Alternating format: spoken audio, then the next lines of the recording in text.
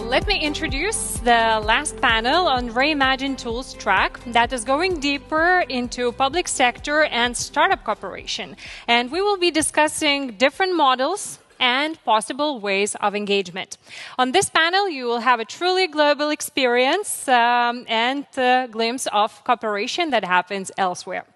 Please welcome Aron Hausler, Innovation Precincts Manager at the Office of the South Australian Chief Entrepreneur. Welcome. Guilherme Dominguez, co-founder and CEO of BrazilLAB, an innovation GovTech hub focused on connecting the public sector with B2G startups through its acceleration program. Welcome. Please take a seat. It's all yours. I would like to invite Ieva Zilioniene, consulting business lead at NRD Companies and GovTech policy lead at Infobalt. And the moderator of this panel will be Eszter Czibor, who is head of research at StateUp, a leading provider of intelligence, evaluation, and data products focused on public purpose technologies. Welcome, everyone, and enjoy your discussion. Thank you very much, and it's excellent to be here with this amazing group of experts today. And even though our discussion today will really focus on the how do we get this collaboration going, I think it's still helpful to take a step back and start with the why. And I would love to hear from all of you, bringing your international experience to explaining, what are some benefits of governments and startups, engaging in a more collaborative approach to innovation. What are the benefits for the public sector, for the startups? And also, what are the risks or missed opportunities when we do not engage in such an approach?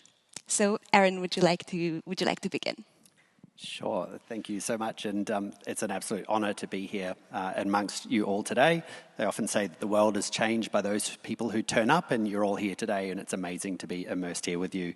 So, from my perspective, without being sort of super reductionist, I think from a public service perspective, working with startups creates opportunities to bring in new ideas, new methods, and new types of partnerships so that the public service institutions, in collaboration with these companies, can generate new forms of public value, of course. And I know that sounds sort of super simplistic, but and obviously from a startup perspective, startups, like any business, need a customer. They need customers. They need a first customer.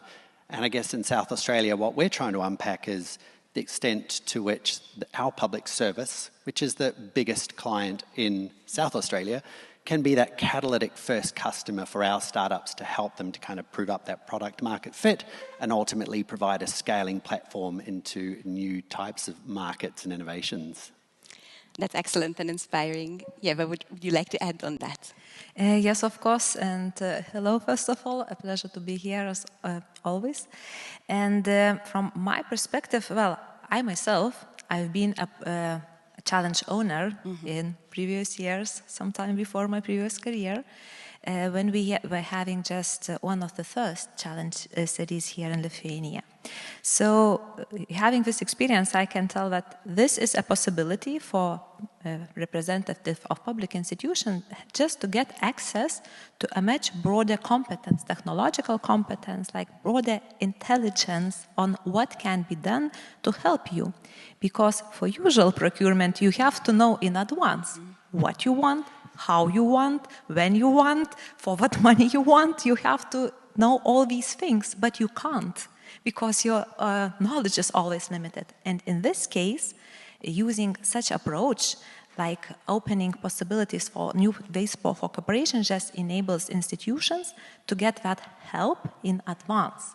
And for startups, of course, if they are trusted by public sector, which usually is very careful and really looks into how it does things, it's like a mark of excellence, I'd say.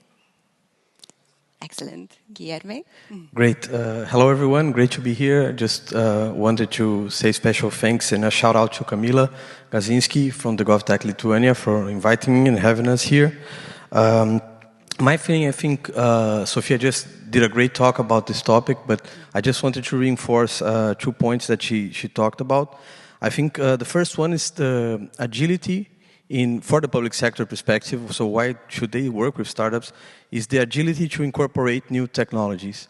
And not only these new technologies, but also new minds and new mindsets, new skills that eventually, through the regular hiring process to work in the public administrations, you wouldn't get as fast and as easy as when you are doing it, hiring a startup to present those solutions. And also the startup mentality is something that's true. So they try fast. If they fail fast, they pivot. And if it works fast, they scale even faster. So the public sector sometimes lacks this agility. And I think this is one of the key and most important aspects for startups to work, for the public sector to work with startups. On the startup side, as Aron said, the public sector is the greatest buyer in the world for everything. And I remember once we did an event in Brazil, GovTech Brazil, and we had the co-founder of Quais with us, Yuri Uvine, and he was presenting himself with a big shirt saying, fall in love with the problem, not with the solution, saying that every entrepreneur must fall in love with that problem, not with the solution, because sometimes they're attached to that kind of technology and they're not going through the best path. And there's no place in the world with more problems than the public sector. And coming from a developing country in Brazil, we have lots of challenges on the most variety of issues, the greatest variety of issues. But I know on the developed world as well, from different perspectives, but we always have problems with healthcare, education, security. So, I mean, there's no better field for you to work if you are a startup and you want to try new solutions than the public sector. I believe these would be the two main points for each side of this conversation. Excellent. And these are all fantastic examples of all the potential benefits that can be had from such a collaboration. And yet we see that, such approach to, collaborative approach to innovation between public sector and startups is often still, it's just starting. It could, often be seen as something that is, we have some great examples, but it's still not necessarily business as usual. To the extent that, in a 2020 survey among UK businesses, UK small businesses, 90% said that they do not really think that the public sector considers them as, a potential partner, and they don't really see the benefit. And against this backdrop, I would really love to see, how is this changing? And I would like to start with you, Ieva, your experience of, across the globe, how are public sector organizations opening up to this? How can they, reconcile the needs of this collaboration with the more traditional approach, the more traditional mindsets? Well, I think it's not an easy task, and that's precisely why we are here, and quite a lot of experts here and in different parts of the world are talking about these things, and not just talking, but doing these things. Because, of course, by nature, public sector is quite inertive, it's quite traditionalist, and the bureaucracy is still there for the good. I mean, because that's the way it functions. That's like in the nature. And of course, when we just start with the idea, I think maybe several years ago here in Lithuania, just open for experimentation, open for innovation, just try and see if it doesn't work, that's okay, don't worry. It's something really against the traditional thinking, because usually as public servant, you really try to avoid any mistake. And now I'm with private sector, but for 20 years of my professional career, I spent in public sector, and I really had this feeling from time to time of frustration when you come with some idea and say, okay, maybe we should change this a bit, do it differently. And the question would be, why? I mean, it's working for 25 years, thanks God, if not for 100, but it's working, so why do you want to change it? Don't fix if it's not broken. But, well, usually the problem is that when we will see that it's broken, it will be too late, because the world is just too fast around. So, not just speaking about what you should change or you should be innovative, it's not enough, because it just gives sometimes, I think, feeling of frustration. But by examples of how it works step by step, this is happening. And I think 1 or 2 or 3, even small pilot projects in the institution, it really enables to see that, okay, it's not scary, especially then you have that help to lead.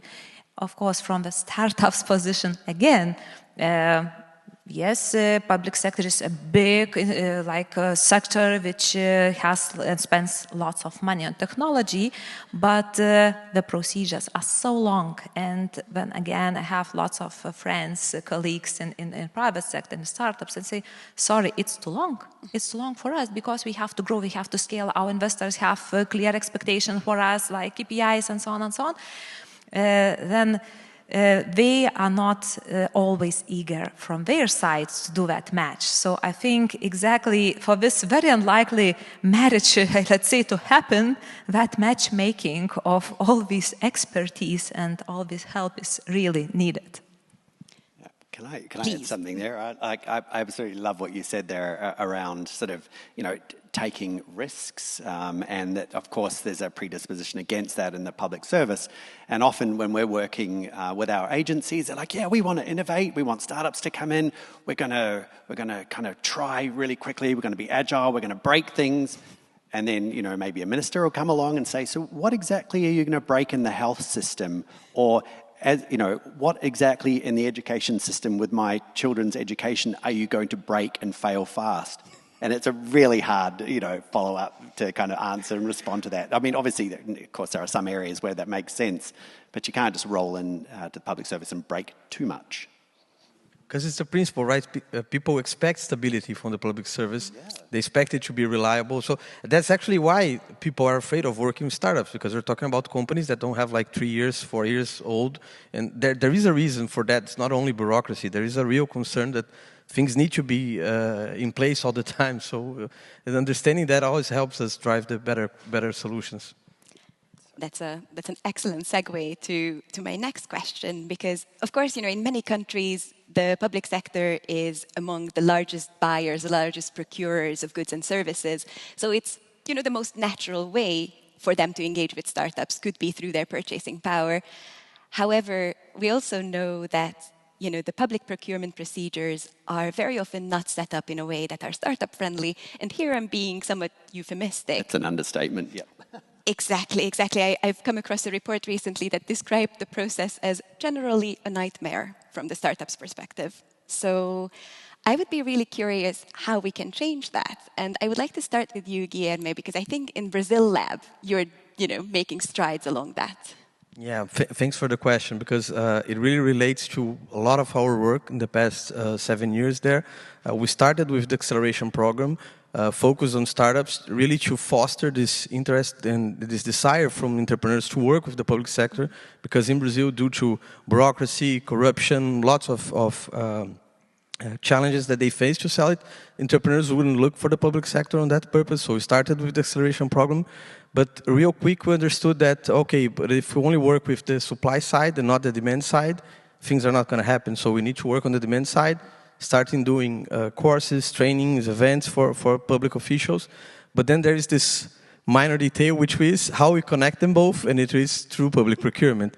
And we had a legislation in Brazil that was from 1993, so it would not be related to technology. It would be more of informatics and telecommunications. So it was not designed for those kinds of, there was not software as a service as we know it now, and as it's the most common business model for startups. So we started a very strong work of advocacy in order to modernize our legislation, and I can pretty much say that because I led that, the effort on the chapter for public procurement on a national bill we have now in Brazil. So it's a national startup bill to foster startups and the innovative entrepreneurship, and it has a specific chapter on how to build this methodology. There would be much more of open innovation methodology. So instead of focusing on these specific problems, as Aron said, on doing the reference term or the reference sheet where you describe what you want to have, what you want to buy, you focus more on the problem. So you present the problem to the society, and you can run tests with 3, 4, 5 companies. You have some sort of financing from the public sector now on that. So it's really changing this mindset, but of course having the legislation that follows up to this change of mindset. So now in Brazil we have a new public procurement law which has an impact also because it has raised the amounts in which the public administration can do direct hiring, which is also a need for them. They don't need like millions of dollars contracts for startups. Usually you have like for $50,000, $20,000 a year or a month eventually, you can have great software as a service hire. So just raising that amount, creating the environment for regulatory sandboxes and test beds for this purpose, and then on the startup bill, having this specific charter that we call like an open innovation process. And I think that's really the game changer. So instead of focusing the specific problems I want, have this holistic approach, connecting it to a digital transformation strategy that the local level, state level, national level must have. So not only thinking, okay, I'm going to hire this startup because I want to make a selfie, put it on Instagram and say that I'm a mayor that is innovative. I'm a tech mayor now because I hired a new startup for my municipality. That's not going to solve the issue. So you have to connect that to a broader strategy and then going step by step, stone by stone on that. But pretty much I would say changing that mentality to focus more on building and co-creating the solution rather than just describing specifically what you want the private sector to bring to the table. Do you have a success story for us for how this might work in practice? Yes, well, this new legislation for the startup bill just started in Brazil, so it has 1 year, but we just did an event 15 days ago, and we have already 5 capitals in Brazil, so Salvador is hiring startups with that, and small cities as well. We're currently running a digital acceleration program for municipalities in Brazil with BrazilLAB. BrazilLAB is running this program, and all the 5 municipalities have already used this legislation. And we have lots of cases. I mean, in Brazil, we have over 2,000 municipalities that have hired startups that were either accelerated or certified by BrazilLAB. So it's really happening on the local level, and I think it's only growing. It's going to grow even faster from now, from that point, sorry. That's amazing. I mean, to just think of that, like I sort of contrast the scale of what we're trying to do. We've got a population of 1.8 million or just under across all of South Australia. What's the population of Brazil? Over 200 million people. Yeah, it's just like, orders of magnitude of complexity in governance. I love what you're doing. Yes, thank you, Aaron, for that. And the amazing thing is it's really growing. We try to make this, what's the rate of growth on the GovTech ecosystem in Brazil? So in 2019, we did a first report of the GovTech ecosystem with the Latin America Development Bank. There we mapped 80 startups that were consistently either selling or collaborating with the public sector in Brazil. We're just going to launch a new study. It's going to call the GovTech Map in the middle of this year. We already mapped 324 startups. 5 years after that, so you have 324 startups or SMEs that are selling or collaborating with NGOs or whatever. We have mapped over 100 initiatives of public innovation in the public sector, be it regulatory sandboxes or adopting this new legislation that we just talked about, public innovation labs. So there's really a scene going on in Brazil on the GovTech agenda. That sounds really inspiring, and it's interesting that we have touched upon or covered different aspects of this ingredients of successful collaboration, and including changing minds, changing hearts, changing regulation, changing legislation, also building the connection. And I think if time allows, we can spend time getting into the weeds of all of those. But before that, what I would like to also touch upon is this other ingredient of, well, we can only make, build those connections, build those bridges if the startups are there, or, if there is at least a seed of that innovation ecosystem that is going to be offering these solutions or could be co-creating these solutions. So, Aron, I'd like to start with you and get your sense of, what is the public sector's role in nurturing this ecosystem? Should they be involved? How should they be involved? And I think also potentially with a nod to, how can we make this ecosystem not just kind of, look good according to, the numbers or the capitalization, but also things around like openness, inclusion, and diversity. How do we get it to, really represent talent from across the society? Yeah, that's, again, a great question. I mean, I might start by saying one of the roles that the public service shouldn't play is effectively trying to be the gardener for this ecosystem. So, you know, the person responsible for fertilizing everything, you know, cutting the trees, doing the pruning, picking the fruit, all that sort of stuff. The government shouldn't be playing all of these roles. Ecosystems they have emergent properties. There's some areas where you can kind of get a sense of causality. So if I do something in the ecosystem, I can see with relatively high confidence the kind of outcome of that activity. And there's a whole bunch of stuff that just happens. And you can do some stuff as a public service agency and then look and wait, did something happen? And sometimes those things do happen and you can work with that. And then other times you do activity over here and then something over there pops up or breaks, and it's like, well, how you only know of that causality kind of in the past. You know what I mean? You have to do it. So from our perspective, we know that from a public sector agency and the role of our office as the chief entrepreneur is to kind of raise the total entrepreneurial activity in South Australia. And, that's something that we have some sort of minor influence over. But the kind of 4 areas of our work are really about inspiring more everyday people to take those ideas that they've got, and we know they've got them, and to do something with them. So there's like a predisposition for action. And one of the barriers in that sort of perception, intellection, expression, and sort of following up with activity is that people can't be what they can't see. And so we do a lot of work in trying to showcase the amazing work that our entrepreneurs are doing of all shapes, colours, sizes, industries. It's really about kind of demystifying that kind of entrepreneurial journey, in particular away from the sort of unhealthy sort of stereotype that you might have seen on TV. I'm not going to name countries, but you know what I'm talking about. The sort of second thing is, entrepreneurs, they need other types of support. And so the sort of second area is around equipping them with the sort of innovators' mindset, skill set and tool set to take those ideas and to kind of, through skill and sometimes luck, to kind of navigate them through into a product market fit.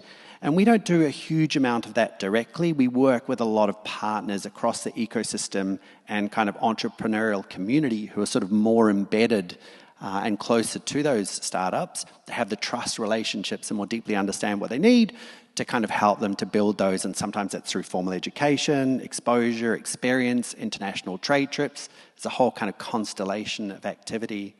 The sort of third area, and I think this kind of is relatively straightforward, and I think almost everyone here would have some exposure to that, is the old saying that it sort of takes a village to raise a child. Well, it kind of takes a community to raise a business.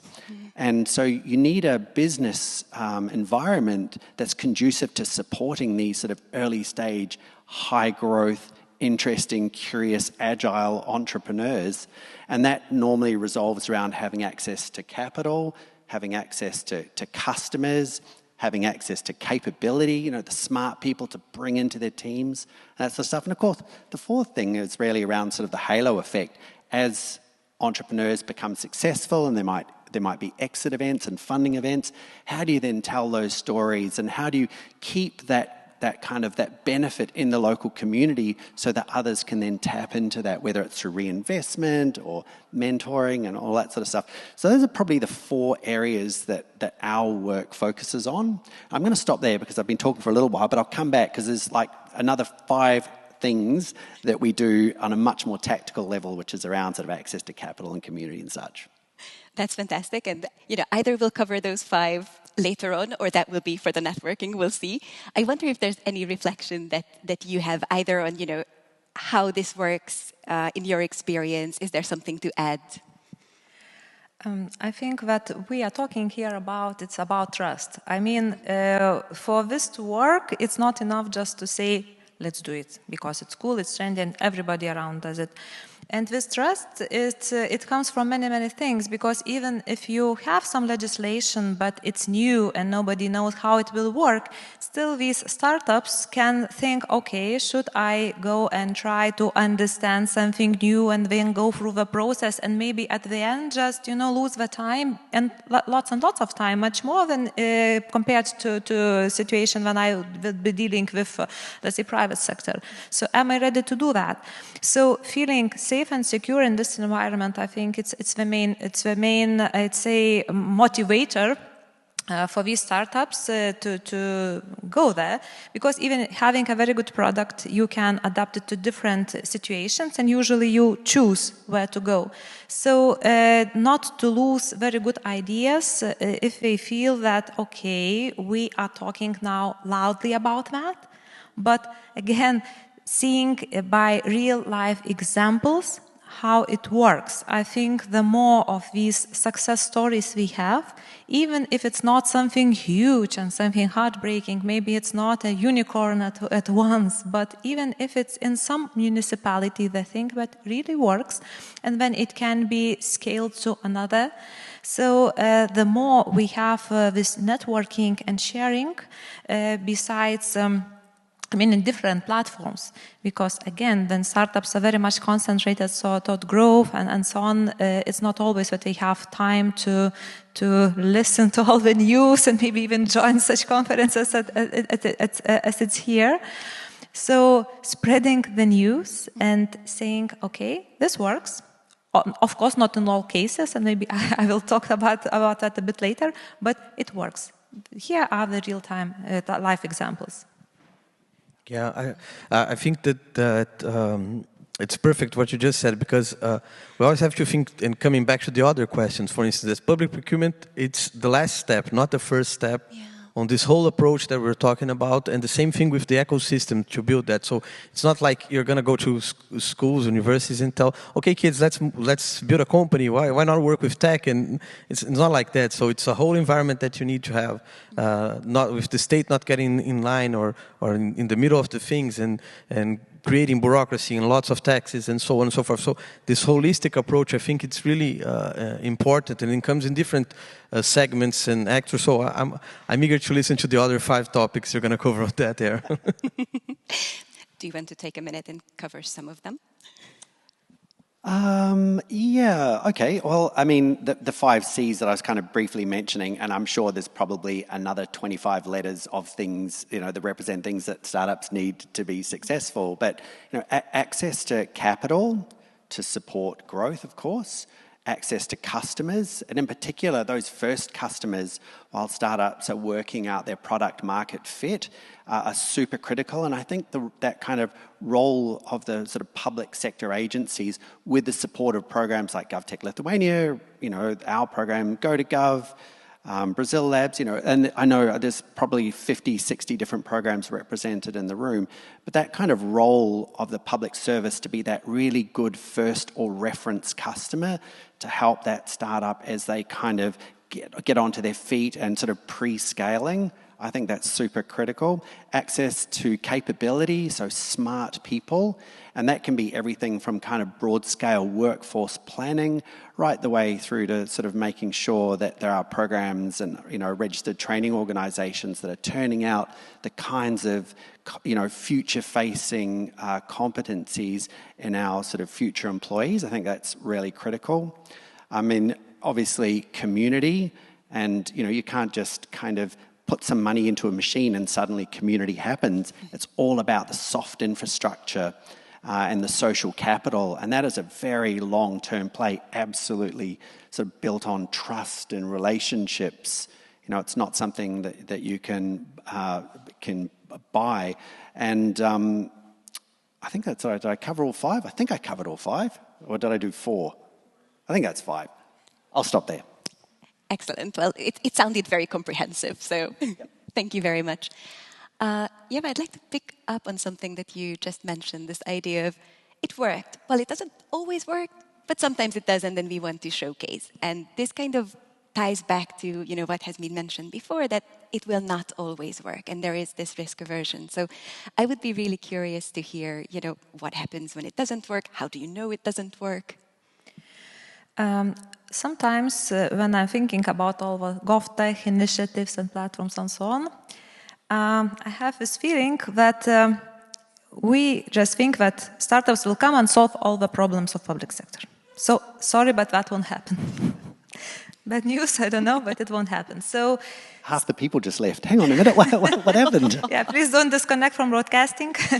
Yeah, so when we're thinking about whatever tool, we have to understand where that tool helps to fix and where it doesn't. So when we are talking about innovation, startups, and so on, it's fantastic opportunity to bring disruptive ideas, disruptive technologies, new ways to do things. But for that, we have to have basics. I mean, it's very good to talk about these challenges and innovations, especially in countries who already have digital foundations, sound digital foundations, that have many things that are needed for digital state to function, like registers, EID, e-signature, and lots of other things like interoperability platforms. These things that have to be there. As part of NRD companies, being a person responsible for consultancy, I work in many different environments in countries in Africa, in countries in Caribbean, for example. And in that case, it's really very important to see if this, let's say, idea that we just invite startups and they will do everything, it won't work. So for that, again, you have to have some maturity in governmental sector, some maturity in your startups or digitech ecosystem in general, to be able to formulate even the challenges and to understand what you already have, because these startups have to come to some foundations and to know where we will pick up and build upon. So then we are talking about constructing these initiatives in countries. It's very important to explain, I think, for when we are supporting other countries, for example, we do that as well, to explain what you can expect, but it can bring these huge benefits that this ecosystem will bring you, but again, not to expect things that are not possible, just not to get disappointed, because I think the worst thing is to promise lots and lots of things, and then people get disappointed and say, oh, it doesn't work, so it's bad in general. So when the expectations are measurable and they are built on what can be really done and achieved, then this really works. Excellent. I think that's a fantastic point around exactly the necessary level of maturity and setting your expectations right. So a last quick question, kind of a little bit of a round for us, would be, where do you see this space evolving? And of course, we've seen lots of changes sort of forced upon by the pandemic, and governments were often forced to be more agile and experimental. But I'm really curious whether your sense is that is a trend that is continuing, or, were public sector organizations able to build on that momentum? And also now that hopefully, COVID is more or less behind us, what other trends do you see that, shape this space? And what are your predictions for what, we can expect? Please go ahead. All right. Well, I think a famous philosopher once said that change is the only constant. And if I think about what happened during COVID, there was a tremendous amount of change across almost every section of the community, business, our business lives, our personal lives. And of course, change, the kind of absorptive capacity of systems for change is finite. And I don't know what that actually is, because it's sort of, it's context dependent.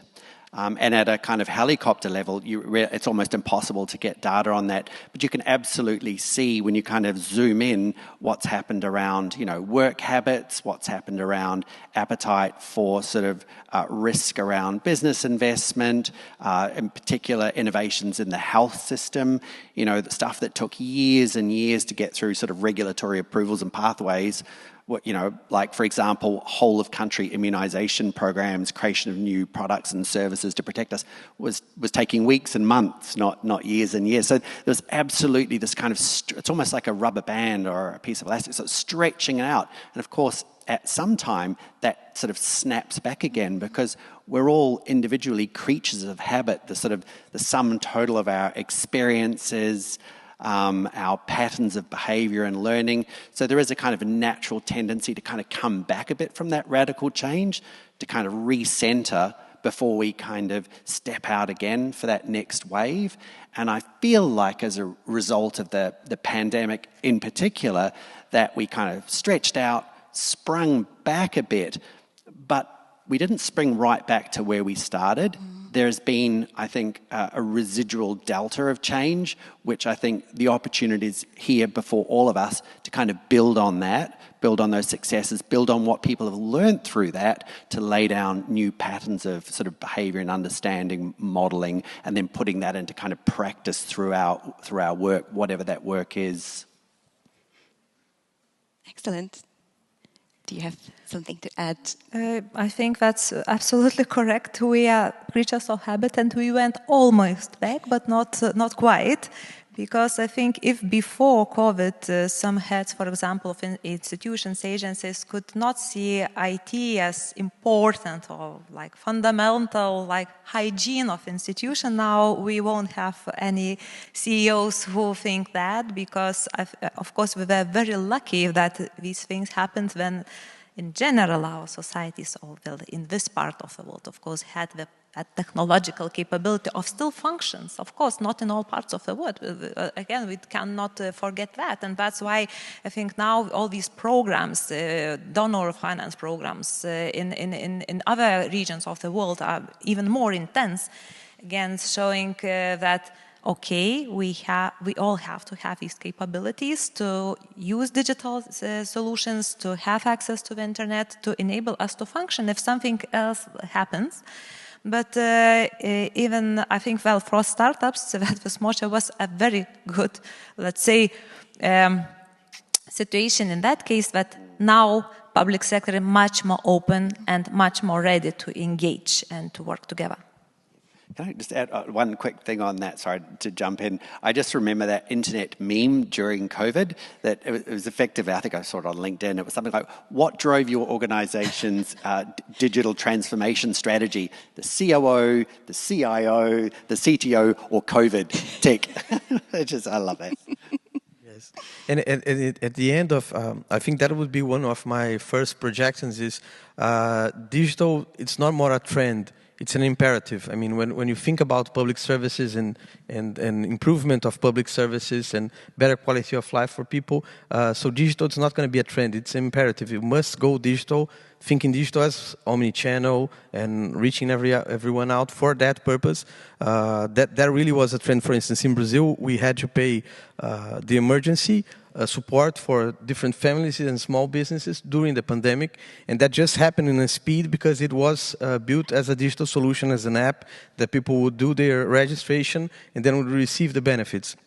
But the problem is, since we still don't have a digital identity in Brazil yet, lots of people that were not supposed to have the benefit received it, but the control organisms we have there, they managed to find that out crossing the data, because what was the average income that person had the previous year, and was he elected or not for that. So we had both sides showing the benefits and the scale of it because it started digitally, and also the controls that were better because it was digital, so we could see who was entitled or not for the benefit. So just to give one small example of how turning things digital can make lots of improvements and save taxpayers' monies on that.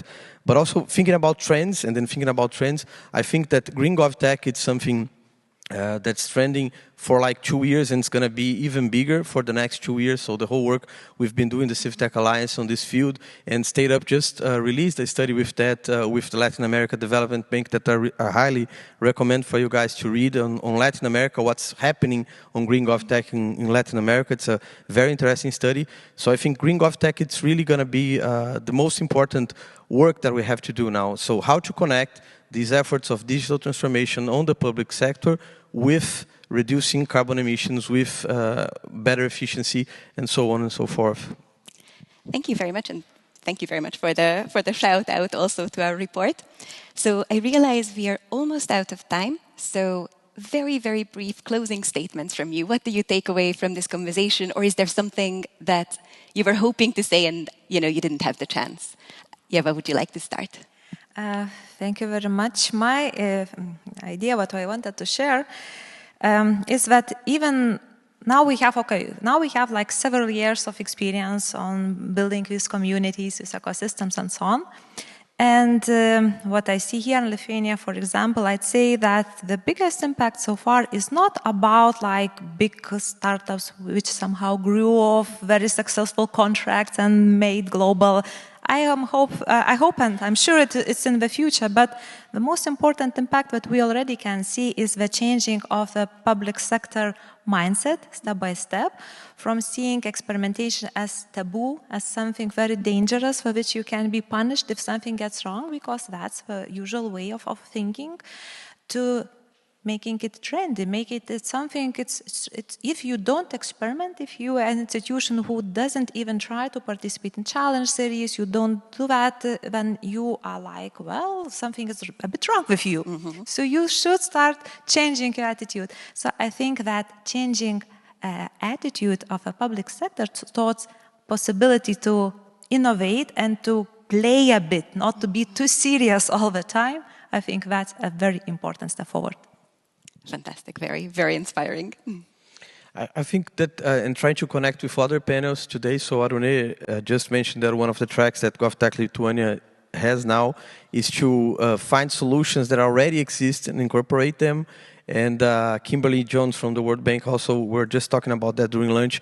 So there's so much knowledge now in the world with so many programs and so many people. At the same time, lots of the problems are the same. Whatever you are in Australia, in Lithuania, in England or in Brazil, few local municipalities still have to find ways to schedule appointments with doctors and enrollment of kids on the school. So how do we get all this knowledge that's already available and make it common ground, so for everybody to benefit from it, and really focus on what are the innovations that we really need looking forward. So I still think that that's a thing. How can we connect all this knowledge to not keep reinventing the wheel and really innovating where we need to actually innovate? I know we need to keep fostering innovative ideas and new businesses, models, so on and so forth, but there is lots of knowledge in there. So how can we all benefit from that, this cross-border collaboration to the local level? I think that's going to be a giant step that we're going to make, or we must make. Perhaps it must be a good idea for a new panel for next year's event, Camila. So how to think about that cross-border collaboration and bringing that to the local level? Absolutely. For me, I think the biggest takeaway in being part of this, and also, of course, the CivTech Alliance, is that, as practitioners trying to modernize and transform public services, and it kind of depends where you are in that mix, it's an incredibly challenging thing to do. And the thing that I've really realized in coming here today, and also obviously through the Alliance, is that I'm not alone. There are 800 plus people that are tuned in and registered for this. We're all chipping away at various parts of the same problem, and there's an incredible opportunity to kind of work together to grow the body of knowledge and around this, and to sort of share and grow together. So that's what I'm taking away. Brilliant. Well, that's a really inspiring note. Thank you very much. Thank you all. Thank you. Thank you. So thank you very much for all the panelists. I think we've heard many lessons of how to make things, and most importantly, why do they work or not.